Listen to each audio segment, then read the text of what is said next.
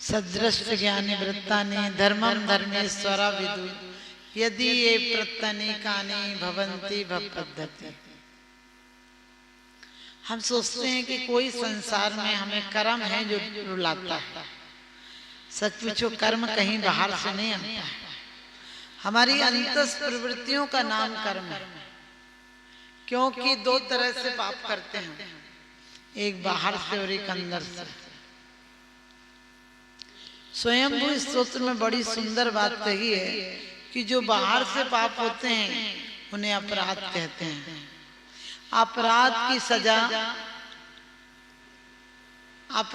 सजा सरकार और समाज देती है, लेकिन पाप की सजा, अपराध की सजा में हेर फेर हो सकता है, अपराध की सजा में कम बढ़ हो सकती है, अपराध की सजा में घूसखोरी चल सकती है, लेकिन पाप में कोई सिफारिश नहीं चलती।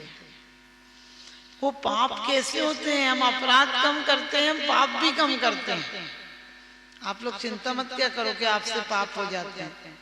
हम पाप बहुत कम करते हैं, इतने पाप करते हैं कि हमको फल लगना ही नहीं चाहिए, लेकिन हम पाप की अनुमोदना ज्यादा करते हैं। पाप की अनुमोदना हम ऐसे करते हैं, एक पाप कर रहा है दूसरा कहता ठीक हो रहा है। आपने देखा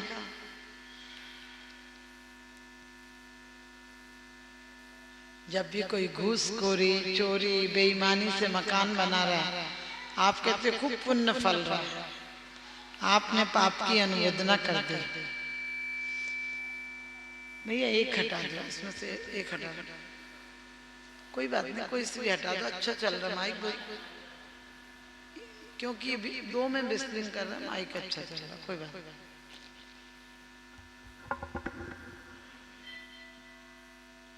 नहीं, हम ही लोगों ने बोला। तो ध्यान रखना, हम लोग पाप की, हमने कहा किसी को आप बता देते हो कि ये दवाई ले लेना, ये दवाई लगा लेना, ये पोंछे इससे लगा लेना, ये झाड़ू लगा लेना, ये चीज खरीद लेना। आपने सोचा अनर्थ दंड कर लिया आपने, कोई प्रयोजन नहीं था। किसी ने यदि जमीन खरीदी, आप बताओ, आपने कहा बहुत बढ़िया, यहाँ ये बगीचा लगा लेना, अब आपको तो कभी फल मिलेंगे नहीं, लेकिन कर्म फल जितना पाप बंद होगा उसमें ठीक है, अपने परिवार के लिए, अपने बच्चों के लिए करना चाहिए, उसके लिए छूट दिया। क्योंकि अपनी शक्ति विचार परिग्रह थोड़ो रखे। आपसे हिंसा भी हो रही है तो कौन सी हिंसा? आप सूक्ष्म हिंसा के त्यागी नहीं हैं, आप स्थूल हिंसा के त्यागी हो। और हिंसा भी दो प्रकार की है, द्रव्य हिंसा, भाव हिंसा। हम सोचते हैं हम भोग रहे हैं, पति पत्नी में दूरियां बढ़ा लेते हैं, ठीक है, वो बहुत विवेक का काम है कि दवाई की तरह भोगों का सेवन करो, लेकिन उससे भी ज्यादा विवेक का काम है, हम सिर्फ सोचते हैं भोग शरीर से भोगे जाते हैं। भोग शरीर से नहीं भोगे जाते हैं, भोग हमारी अंतस चेतना। क्यों कहा है आवृत्ति में पंचेंद्रिय मन बस करो, क्या कहा है? त्रसिंसा को त्याग वृथा था वरना संगारे। क्योंकि पांच इंद्रियों और मन को बस में करना। आप भोजन सिर्फ मुख से नहीं लेते हो, आप भोजन पांचों इंद्रियों से ले रहे हो। और मन का तो पूछो ही नहीं, मन को तो कहते मन तो राक्षस है, उसे तो जितना दे दो उतना कम है। क्योंकि ध्यान रखना, लोग कहते हैं हमारा मन शांत हो जाए, हमने कहीं शांत हो जाएगा तो मन नहीं बचेगा, और मन है तो कभी शांत होता नहीं। एक होकर दस होते, दस होकर सहस्त्र होए तो अच्छा है। यूं ही इच्छा करते करते लाखों की हद तक पहुंचा है, तो भी ये इच्छा समन न हुई, ऐसी डायन इच्छा। अब आप क्या करते हो? इच्छाओं को रोकने के लिए आंख बंद कर लोगे। आंख बंद करने से पदार्थ बंद होते हैं क्या? पत्नी जब तक यहाँ रहती है तब तक तो झंझट पैदा करती है, मायके चली जाए फिर देखो कितनी सुंदर लगती है। आप समझ गए? सामने होता है तो पति कहता है कि तू 2-4 दिन को घूम के आ मायके, और 2 दिन को चली जाए तो आसमान के तारे जमीन में नजर आने लगते हैं, घर भूत खाना नजर आने लगता है। इसी प्रकार से हमें जब तक जो चीज मिली है हमें बहुमान नहीं है। मैं कभी नहीं कहती हूँ, लोग कहते हैं ये भोग दुख के कारण है। कौन कहता है भोग दुख के कारण है? भोग यदि योग के साथ लग जाए तो सुख के कारण है। इंद्रियां वही हैं, इंद्रियों का कोई अपराध नहीं है, न इंद्रियां सुख देती है न इंद्रियां दुख देती हैं। ये तो टोटी है, आप कौन सी टोटी से कनेक्शन कर रहे हो, आप कौन सी टंकी से टोटियों का कनेक्शन कर रहे हैं, ये आपके ऊपर बात है। आप यदि तेल की टंकियों से कर रहे हो तो पीने के काम नहीं आएगी, धन कमाने के काम तो आ जाएगी। धन तो कमा सकते हो लेकिन पीने और खाने नहाने के काम नहीं आएगी। यदि शुद्ध जल से कनेक्शन किया गए तो जीवन जीने के काम आएगी। इसी प्रकार से आज हमने अपनी टंकियों का कनेक्शन, अपनी इंद्रियों रूपी टोटियों का कनेक्शन किससे? पाप की टंकी से कर दिया। हम आँख से, कान से, मुंह से, पैरों से, हाथ से और मन से, आप बताना भोग कितनी देर भोगते हो? आज हिसाब लगाना। यदि 50 साल भी विवाह को हो गए होंगे तो आधे दिन तो चिंता में निकल जाते हैं, परिवार के लिए कमाने में, बनाने में, खाना में, और क्या बच्चों को नहलाने में, धुलाने में, दुकान जाने में, हिसाब लगाने में, इनकम टैक्स जमा करने में, बैंक में पैसा जमा करने में। और आज कम से कम 60 साल जियोगे तो 20 साल से ज्यादा सोने में निकल जाते हैं। आप सिर्फ इतना लगाना कि जिसके लिए हमने संसार बसाया था कि संसार में सुख होगा, कितनी देर का सुख मिला? ज्यादा देर पति से हंस बोल लो तो झगड़ा है, ना बोलो तो झगड़ा, सास से बोल लो तो झगड़ा, ना बोलो तो झगड़ा, बच्चों से ज्यादा केयर करो तो झगड़ा, नहीं करो तो झगड़ा। यहाँ तो संसार झगड़ा ही झगड़ा। इसलिए कहा है भवन में जी भर भटक चुका, कण कण कण को जी भर भर देखा। हम कितने भटके हैं, संसार को सागर क्यों कहा है? कभी विचार किया? जैसे सागर की दिखता है कि वहां तक है लेकिन जाओ तो थाप नहीं पाते हैं। उन्मज्जन्ति निबज्जन्ति जल कल्लोल वज्जले। हमारी आशाएं उम्र के साथ इसी देह में पनपती हैं और विसर्जित। कितना आदमी बेईमान है, जब तक हिम्मत होती है तब तक संसार की चाकरी करता है, जब तक हिम्मत होती है तब तक लौकिक बैंक भरता है, मकान बनाता है, दुकान बनाता है, विवाह करता है, बच्चे पालता है, उनकी जिम्मेदारियां उठाता है। और जब सब काम से रिजेक्ट हो जाता है तो कहता है चलो अब धर्म कर लेते हैं। हमने कि धर्म को तुमने फोकट की चीज समझ रखा है, धर्म को टाइम पास मूंगफली समझ रखा है।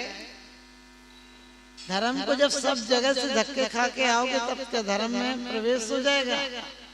दौलत राम जी कहते हैं जब लो न रोग जरा गए तब लो झटक निजे गीत करो।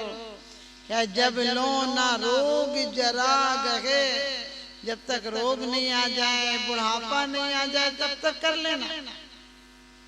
और करना क्या है? करने को कहीं कुछ नहीं जाना।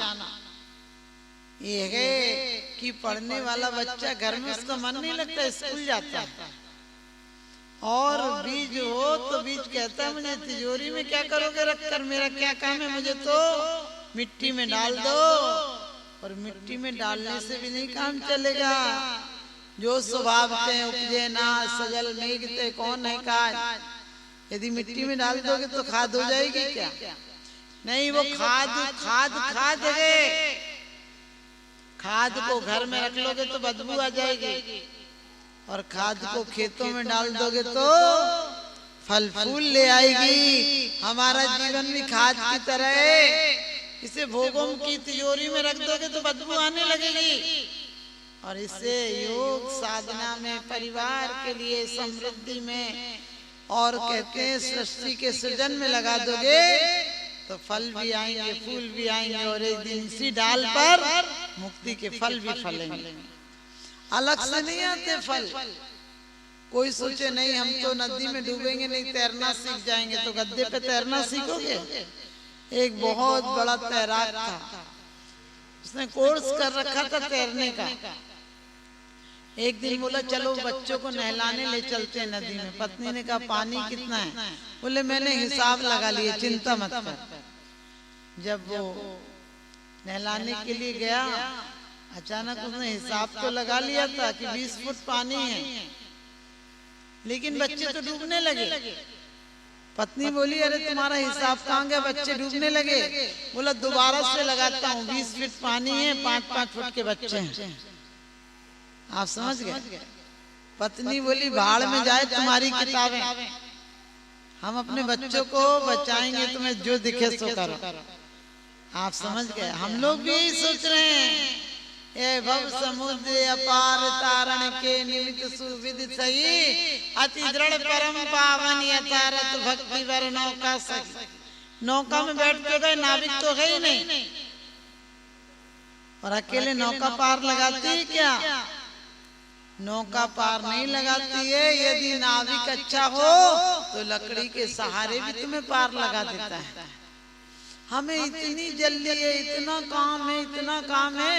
लोग कहते हैं मरने की फुर्सत नहीं मिलती। हमने कहा चिंता नहीं करो, अगले जन्म में मरने के अलावा कुछ करने की फुर्सत नहीं मिलेगी।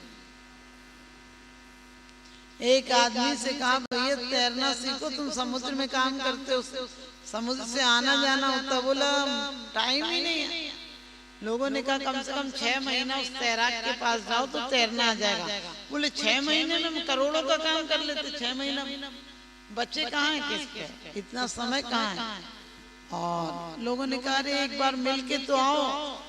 उसके पास गए और कहने लगा जल्दी बताओ कोई सूत्र हो तो, बाकी मेरे पास टाइम तो है नहीं। आपको पता है आपका समय होता ही नहीं, और जब आखिरी समय आता है तो आप नहीं होते हैं। जिंदगी आपको पूरा वक्त देती है सोना बनाने के लिए, तुम सोने में गमा देते हो, फिर एक क्षण का वो समय नहीं देती है। वक्त लोग कहते हैं वक्त नहीं है, हमने कहा जवानी में वक्त मिलता नहीं और बुढ़ापे में कटता नहीं। आपको पता है जवानी में नींद क्यों आती है, बचपन में नींद क्यों आती है? कभी विचार किया? क्योंकि ऊर्जा ऊर्ध्वगामी है, ऊर्जा शिखर पर जा रही है, इसलिए ऊर्जा को जरूरत है। बचपन जवानी में कम नींद आती है, अब बुढ़ापे में फैक्ट्री ने माल बनाना बंद कर दिया, अब क्या करोगे? उल्लू की तरह जागते रहो रात भर, नींद नहीं आती। इसलिए आपने देखा होगा बच्चा, छोटा बच्चा जब तुरंत पैदा होता है 1 साल तक, वो कम से कम भी 18 घंटे सोता है, और सोने देना चाहिए। बच्चे की ऊर्जा ऊर्ध्वगामी है, उसके लिए ताकत चाहिए संग्रह के लिए। तो आप ध्यान रखना, हम जीवन भर, उस व्यक्ति ने भी कहा अरे भैया हम तो 6 महीना छोड़ 8 दिन का टाइम नहीं, तुम तो जल्दी बताओ क्या करना है। उसने कहा इतनी जल्दी है तो मेरा एक कहना मान लो। बोले क्या कहना मान ले?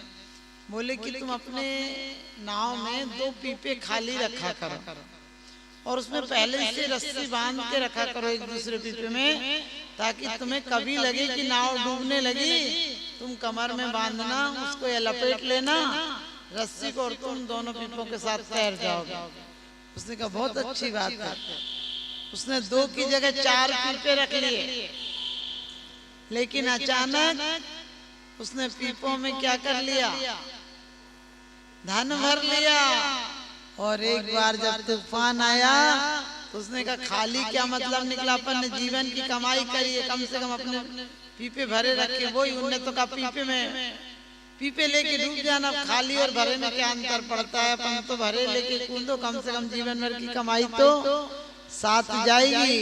अब आप समझ गए भरे पीपों ने क्या किया होगा, और उसने भरे पीपों को कितनी गालियां दी होंगी कि नालत हो भरे पीपे, हमने तुम्हें जान लगाकर भरा था और तुमने हमारी जान ले ली। इसी प्रकार से हमारे भरे पीपे कसायों से भरे हैं, क्रोध से भरे हैं, हिंसा से भरे हैं, झूठ से भरे हैं, ईर्ष्या से भरे हैं, छल से भरे हैं, कभी पुण्य स्मृतियों से भरे हैं अपने अपने पीपे। हमने अपने पीपे नहीं भरे हैं और ये भरे पीपे डुबाएंगे डुबाएंगे। आप कहोगे माता जी क्या करने, थोड़ी देर अपने दिल को हल्का करके जिया करो। जो दिन भर की बातें हो गई, जब तक संसार में है तब तक चलेगी।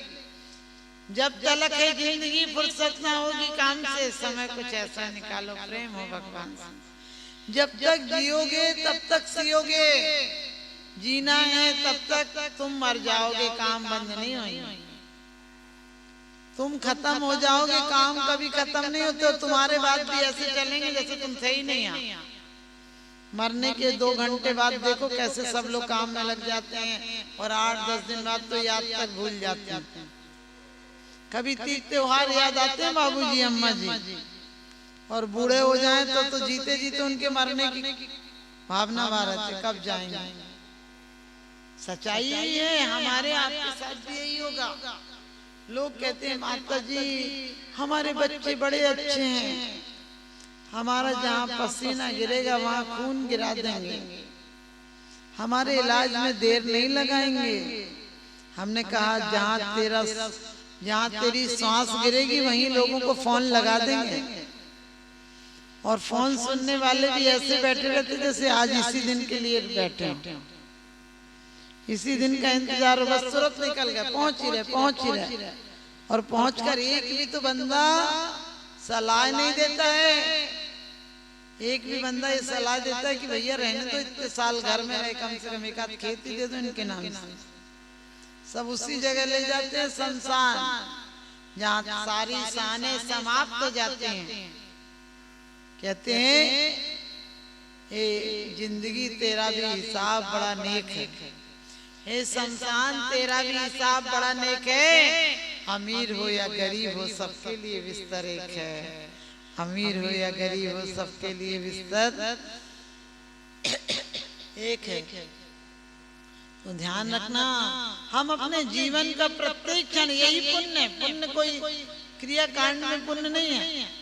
आप देखना हम लोग कहते पूजा कर लो पुण्य मिल जाएगा, मैं कितना बेईमान आदमी है।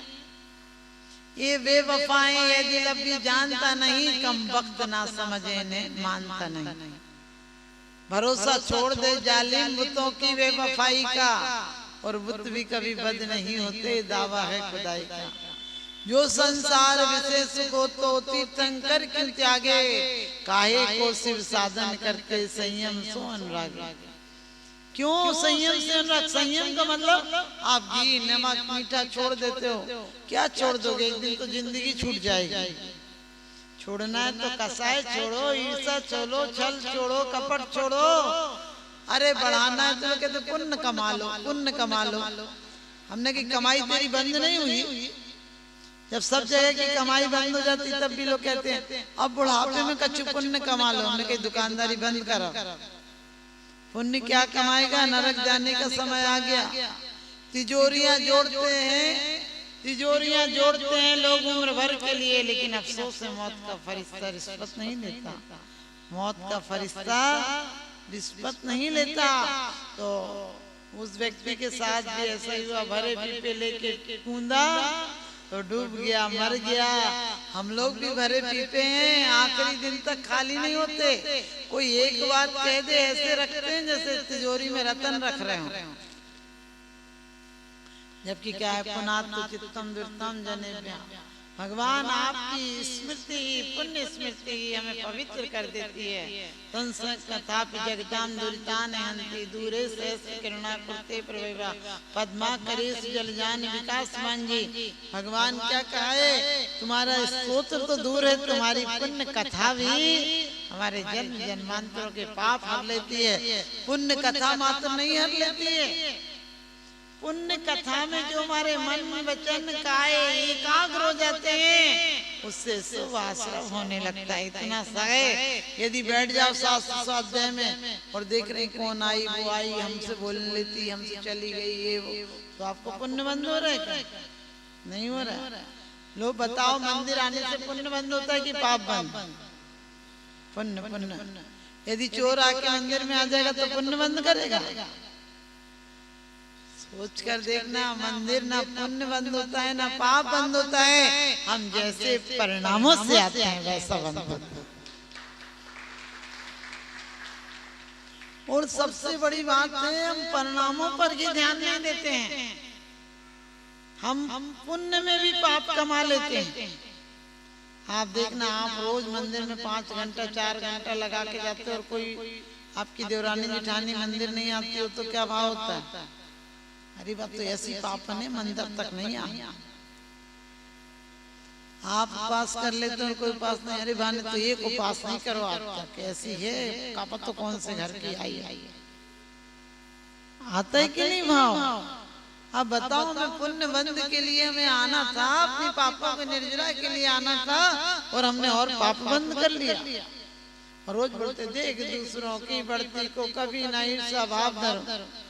तुम्हारे यहाँ धन बढ़ जाए बोले हमने बड़ी मेहनत करी, और दूसरों के यहाँ बढ़ जाए कहने भगवान बड़ा बेईमान है, देखो तो उसके पापियों के घर बढ़ गए, यानी तुम 1 नंबर के, वो 10 नंबर का। कितने बेईमान आदमी हो। अपने कभी मैंने कहा था तुम पाप बंद नहीं करते हो, पाप की अनुमोदना करते हो। कभी भी किसी का बड़ा मकान देखोगे खूब पुण्य फल, अरे पुण्य को इसको कहे। हमारे आचरण का धन धन्य ये जीव निर्भव पाए, यही कार्य किया। कौन सा कार्य किया?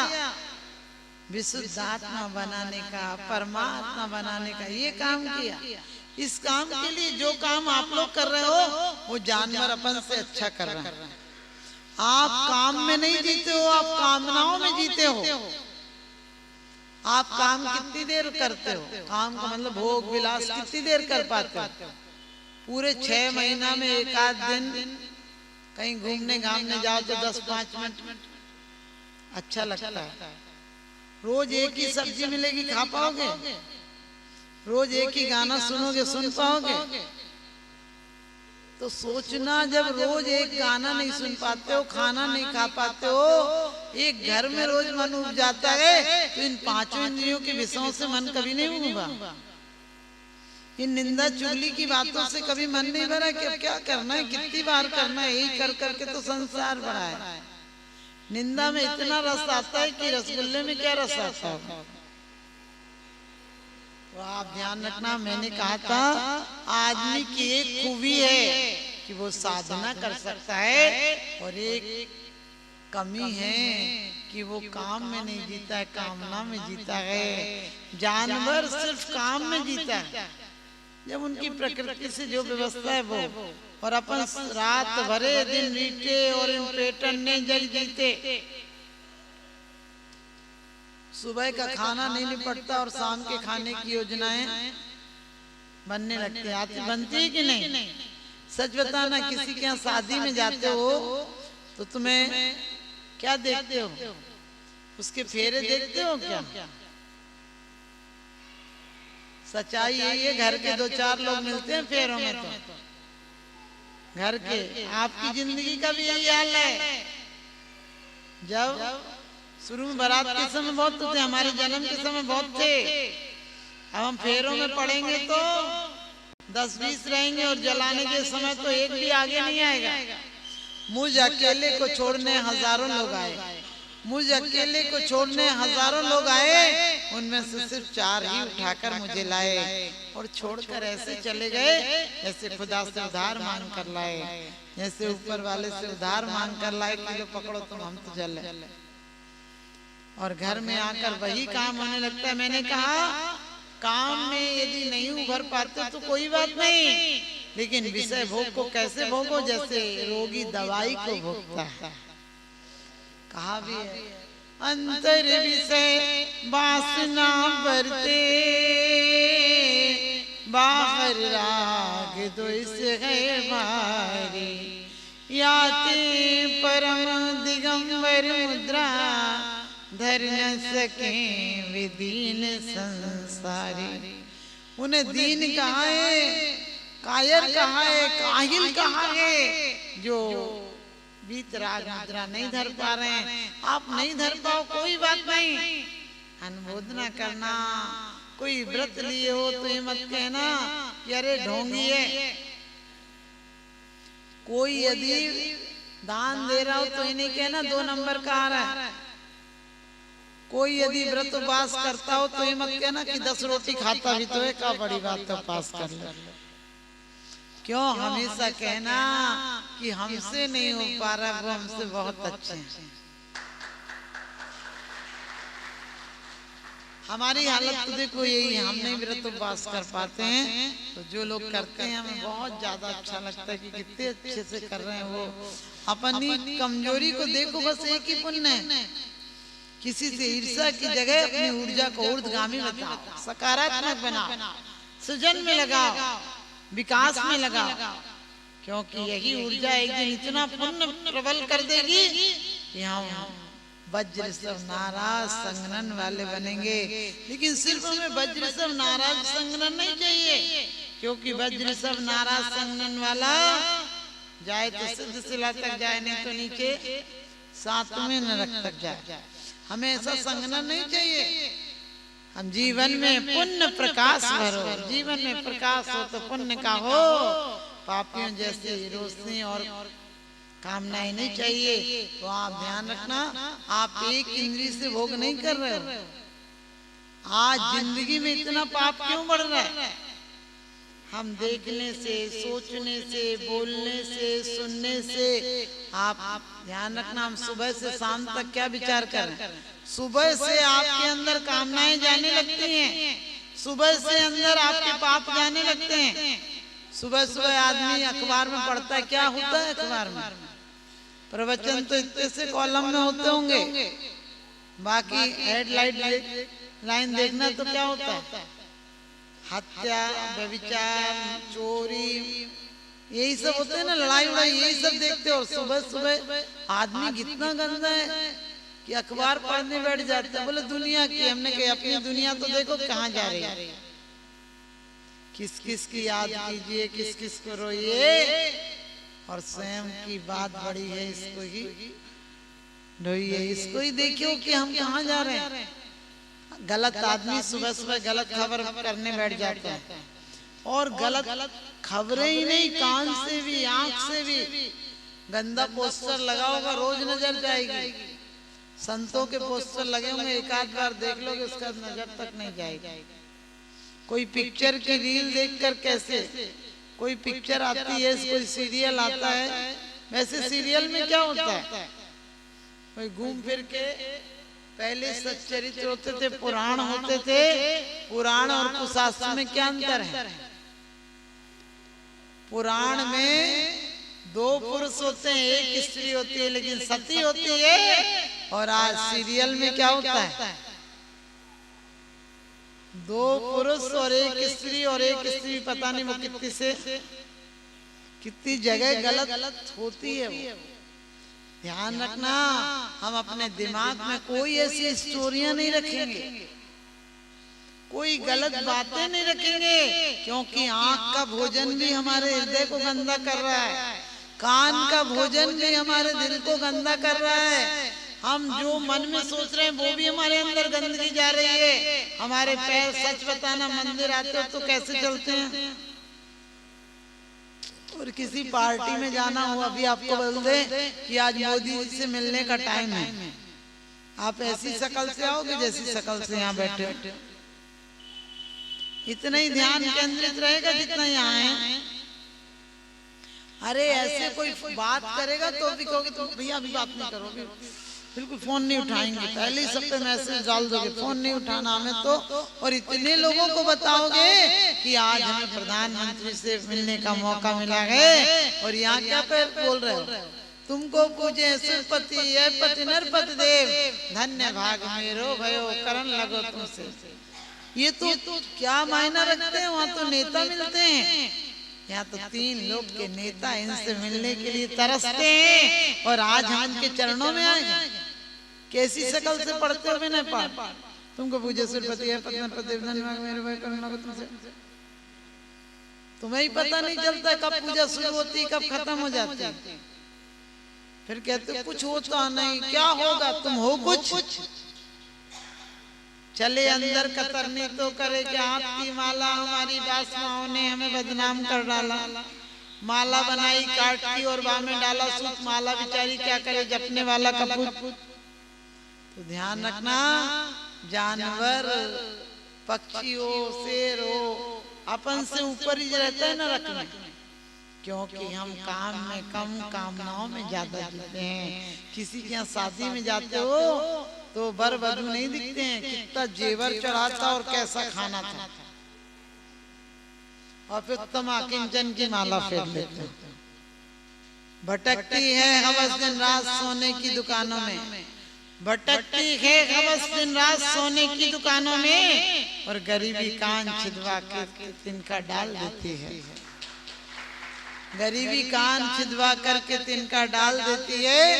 आप सब एक ही धर्म करना, जो मिला है वो किसी से कम नहीं, और जो नहीं मिला उसका कोई गम नहीं। जो मिला है, जो मिला है, आप सच बताना, पति आपका कमाता हो, देवरानी को कुछ जरूरत हो तो ये नहीं बोलती बता दे क्या चाहिए लाके दे देंगे। आप ये नहीं बोलते हो। कभी भी देखना घर में यदि कुछ एक को दिक्कत हो गई है, पति खत्म हो गए, तो हमें ऐसी जिंदगी जीना चाहिए पूरे परिवार को कि उसको कभी एहसास नहीं हो। हम दाम्पत्य जीवन पर्दे की चीज थी। बाजारू औरतें, आपको पता है बाजारू औरतें किसी पर पुरुष के गले में हाथ डाल के घूमती थी, आजकल अपनी घूमने लगे। पता नहीं चलती वो किराए की है कि अपनी असली है। असली है तो घर में रहो ना। हमारी भारतीय संस्कृति, सीताराम जा रहे थे, लक्ष्मण जा रहे थे, तो किसी ने पूछा था कि ये पीछे जा रहे हैं वो तुम्हारे कौन हैं? उनने कहा था ये जो आगे जा रहे हैं ये उनके छोटे भाई हैं। आप समझ गए? ये नहीं बोला था कि आगे जा रहे वो मेरे पति हैं, पीछे जा रहे वो देवर हैं। क्या मर्यादा थी? उन्होंने कहा जो पीछे आगे जा रहे हैं वो उनके छोटे भाई हैं। यानी समझ में आ जाता था। आप लोगों ने पद्म पुराण पढ़ा होगा, क्या लिखा है? कभी भी रामचंद्र जी ने कहा, किसी ने संबोधन किया, राम ने किया, जनक नंदिनी महामंडल भगनी। आज तो ऐसे बुला रहे हो जैसे पति को भी औरत ऐसे बुला रही जैसे कि कुत्ते को बुला रही। ऐसे तू तड़ाक से बोलती जैसे बिल्कुल पागल ही चली आई हो कहीं से। बिल्कुल सत्य घटना है। ब्रह्मचारिणी थे, महाराष्ट्र में गए एक बार, तो उन भाभी ने बोला कि सालू को बुला दो। मुझे समझ में नहीं आया। मैंने बोला बेटा तुम्हारी मम्मी कुत्ते को बुला रही है। वो कुत्ते को लेकर पहुंचा बच्चा। उसकी मम्मी बोली कुत्ते को नहीं तेरे पापा को बुला रहा है। तुमने क्या कहा था? बोली थी सालू कुत्ते को कहते हूँ और सैलू उनको कहते हैं। हमने कहा क्यों? तो बोली उनका शैलेंद्र नाम है ना तो सैलू बोलती हूँ और कुत्ते को सालू बोलती हूँ। हमने कहा हमें समझ में नहीं आया तुम कुत्ता बुला रही हो कि आदमी बुला रही। हमने कहा ऐसा इतना अपमान क्यों करती हो? बोली नहीं प्यार से बुला रही। हमने कहा प्यार के इजहार का और कोई तरीका नहीं है क्या? अरे इतना अपमान करके बुलाना कोई तरीका है? आप लोग भी नियम लेकर जाना, अपने पति को शिक्षा देना कि मुझे वाइफ मत करो। मैं तुम्हारी लाइफ चौपट कर रही हूँ क्या जो तुम मुझे वाइफ कह रहा? और पति को भी बेचारे को हस्बैंड मत कहा करो। हंस हंस कर जिसका बैंड बजा फिर जिंदगी भर घुंघरू की तरह बजता गिरा। पति देव कहो, श्रीमान कहो। श्रीमान कितने बड़े शब्द है हमारे अनंत देव के लिए। श्रीमान भगवत अरहत क्या बोलते हैं? श्रीमान करते श्री लक्ष्मी युक्त हैं। कौन सी लक्ष्मी? अंतरंग लक्ष्मी अनंत चतुष्टय और बहिरंग लक्ष्मी समोसरण की लक्ष्मी से जो युक्त हैं वो श्रीमान है। श्री यानी लक्ष्मी और मान यानी जिनका बहुमान है। और तुम भी श्रीमती रहो। श्री यानी लक्ष्मीवती है, लक्ष्मीवान है, और मती यानी अच्छी बुद्धि वाली है। तो आज आप लोग समझदारों के लिए सारा काफी है।